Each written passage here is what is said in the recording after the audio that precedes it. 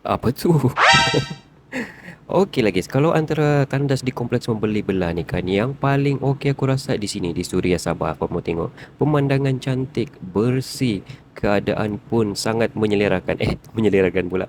Sangat selesa kan. Bersih tu yang bagus kita tengok. Ada pemandangan, lepas tu di tempat setiap tandas tu lain-lain pemandangan. Jadi kalau kamu mau suasana lain, kamu try-try di setiap tandas tu kan. Ada ni macam ni pemandangan padi. Lepas tu dia punya yang penting di tandas ni ada tempat sangkut, kuncinya pun okey. Lepas tu tandas pun bersih. Yang penting tu ada hos tu.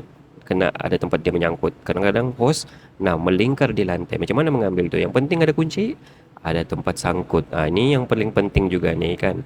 Yang istimewanya lagi di luar tandas ni ada tempat isi air. Nah tu ah tempat isi air ni percuma aja geng kalau kamu mau ambil. Yang penting kamu ada bawa botol untuk isi air. Itu yang bagusnya. Dia ada air panas, ada air sejuk. Apalagi bawa botol kamu supaya boleh isi air dalam membeli air. Jimat juga sikit.